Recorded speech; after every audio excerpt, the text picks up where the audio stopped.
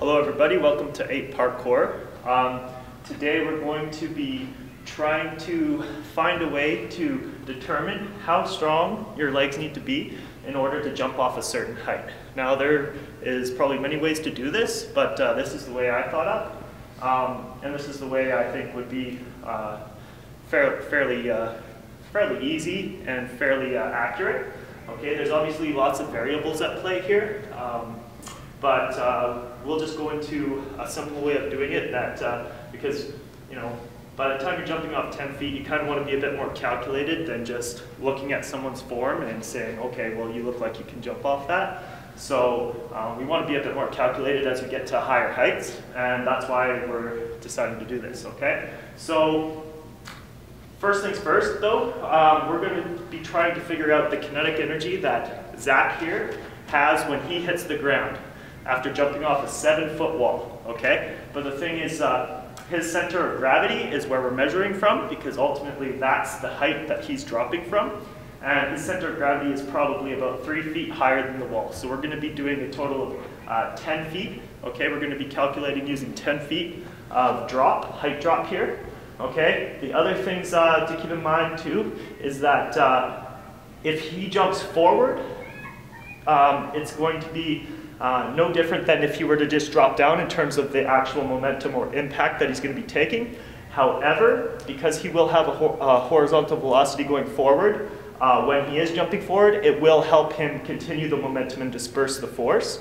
But it won't, jumping forward will not result in a change to the impact he actually takes when in terms of vertical momentum when he's going downwards. So it won't matter too much at that point. So we're going to neglect horizontal velocity for the purposes of this, okay? So we're going to go 10 feet up, and we're going to try to measure the kinetic energy when he hits the ground. Using the kinetic energy, then we can determine, we can do another test to say how much power his legs can exert in a jump. And if those numbers line up, then we'll say, yes, you're good to jump off the 7-foot wall, Zach, okay? So we've got to use his mass, his height, and the height of the drop. All right, so let's get started. Stay still, blackboard.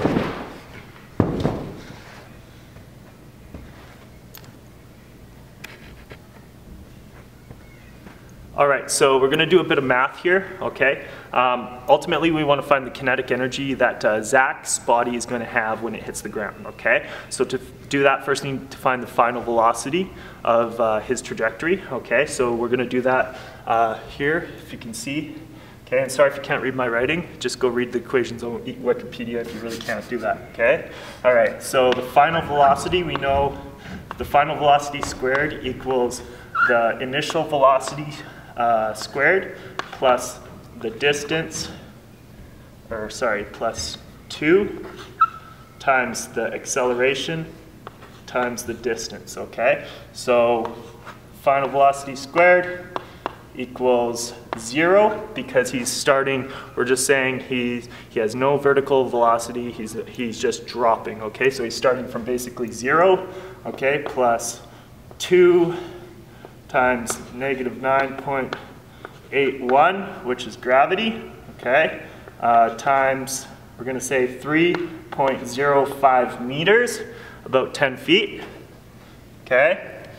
All right, so final velocity equals, and what did I calculate that out to be? 19.62, negative 19.62 times 3.05, okay, so final velocity squared equals basically 59.84, okay, negative, but since we can't square root a negative, we're going to go, the final velocity equals the square root of 59.84. Can you see that? Hold it closer. Okay. So the final velocity equals 7.7 meters per second. All right? So that's the first step. Find the final velocity. Okay? Second step. Okay, we need to find the momentum, which is pretty easy. We just go mass times velocity, okay? So the momentum when he hits the ground, momentum equals mass times velocity. Momentum equals 93 is 93 kilograms times 7.7. So his momentum is 16.1 kilograms meters per second. Kilograms meters per second. There you go. Okay? So that's his momentum when he hits the ground. Okay? So that's basically how much force per second he's going to be taking when he hits the ground.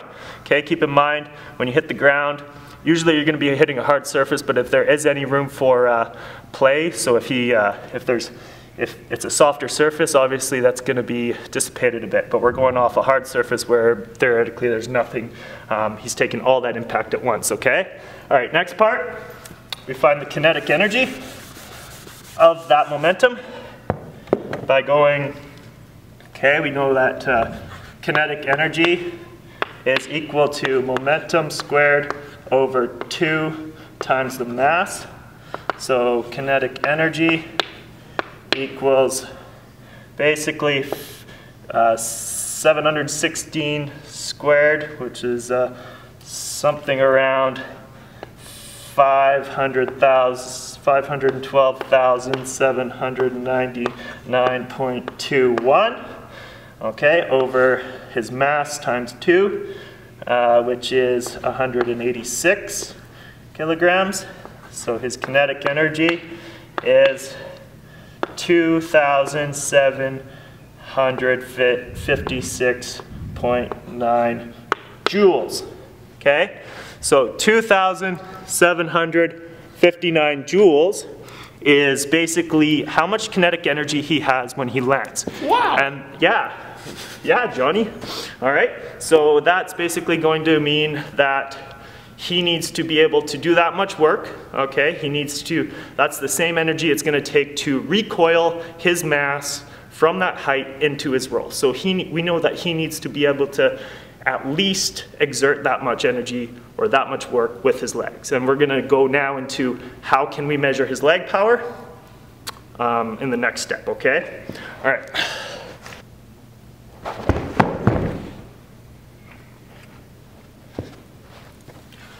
Like I said at the beginning of the video, guys, there's a lot of variables when you're going to calculate stuff like this.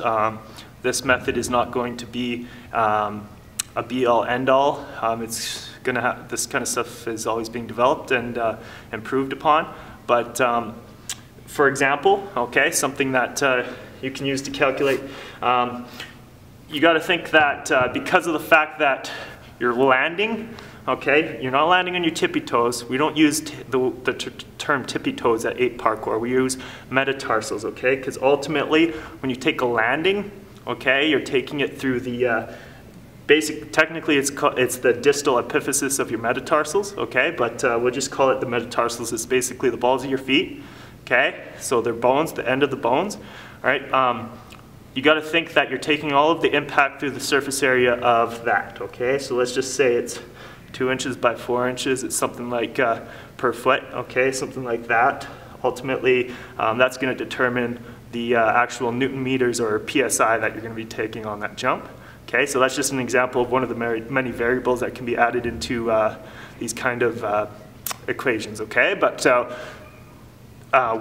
in the next little segment, we'll explain exactly why we think the way we've done it is a pretty accurate measure. Okay. All right, guys. Now that we know how much energy or how much work his legs need to be able to do upon taking a landing from a certain height, okay, we're going to determine the maximal power output that he can. Well, it's really an estimation, but the maximal power output that he can actually generate with his legs, okay? So the reason we're doing it this way is obviously lifting, okay, deadlifts, back squats and stuff like that are going to be integral for you taking higher height landings. However, I don't feel like saying, okay, if you want to jump off this high, you need to be able to lift this much with a deadlift is necessarily going to give us a more accurate way of determining it, because you could be taking that load over an extended period of time. We ultimately, because you're recoiling in a roll, we want to find out how much of that power, how much energy, how much force you can exert in that kind of contraction, that power plyometric contraction type of contraction, okay? So that's why we're doing a power measure, okay? That's why we're using a jump, okay? So keep in mind as well that there are more variables at play here, okay? You have not just your contractile strength of your muscle tissue, but you have the elastic potential of the fascia and everything that goes into the actual elastic recoil of your roll, okay? So there's going to be more at play there, but this is a good way to estimate it again, okay? All right, so first thing you do when you want to measure, we're just using kind of the C-step, all right? The C-step method of measuring leg power is you measure the vertical height, his reach height, okay? So if he stands sideways like this, okay, that's a way to do it too, but just for formalities, we'll go this way, okay? And he stands where I can mark it on the, here I'll mark it on the grip tape. So he puts his foot and feet right against the wall there, okay? We're gonna mark where his finger is, just for future reference, okay? Because that's gonna be his reach height. Okay, and then when he jumps, we measure from that height and up, okay? All right, so next thing is we're gonna get him to jump 3 times, okay? So he puts this on his finger, like this, okay, west coast, okay? Puts it on the finger that's closest to the wall, okay? He puts it right at the top of his finger, okay? And he tries to hold it on there. And what he's gonna do, all right, is he's gonna basically do a squat, and he's going to jump up as high as he can and slap that piece of tape on the wall as high as he can, all right? You got to make sure that you have a wall high enough, okay? I hope this 10-foot wall is high enough, okay? But if it's not, you need a higher wall. All right, so just a note too is you got to be watching their form when they jump, okay? Because not only do you want a person to be able to generate that much power with their legs, but you want them to be able to do it with good squat form, okay? Because if they're not doing it with good squat form, okay, that could mean that they'll land. Physically, they'll be able to take the landing, okay, off a 7-foot wall or whatever height it is. But you're going to have Q angle, or you're going to have knee tracking, or you're going to have something like that. That's not going to be good. So aside from being able to generate the power, they got to be able to do it with good form. Otherwise, they're not going to jump off the 10-foot or whatever they want to do. Okay? All right, there we go. We have the first one up, okay? We got to do 3 times. So now that Zach's performed all 3 jumps, basically we're going to take a time now. Okay, we're going to cut ahead, but basically what we're going to be doing in this next little bit of time is measuring the distance between his initial reach height and those jumps, averaging them out, all 3 of them, and there's an equation we can use, putting in all those numbers to determine how many watts his legs exerted in that jump.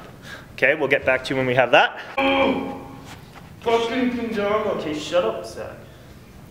All right, so what we worked out is that Zach generated about 5,982 watts, okay, and this is just the C-step method of measuring power, okay. I'm not 100% sure how they come up with their equations or anything, but there are other ways to do it too, all right. This is just an example of one, but 5,982 is definitely a lot more than, what was it, 2,700 something that he had to take off the 7-foot wall. Keep in mind that Zach's legs are very powerful. He does powerlifting and all that kind of stuff. So if your numbers don't match up, okay, and you're not generating enough force, or it kind of looks iffy, maybe you just can generate it just as much force as you need to jump off the wall. Or sorry, not force, but wattage, all right? Do some lifting, okay? Do it with proper form. If you don't know how, get a professional to help you with that, okay? Because you definitely want to be taking it through the right form, okay? All of that impact, yeah, and lifting will get you there, all right? And then once you're strong enough, start turning that into power. And when you're comfortable, take it off a height, okay? But get a parkour professional to help you out and and guide you along the way. Don't just go jumping off stuff. All right, peace.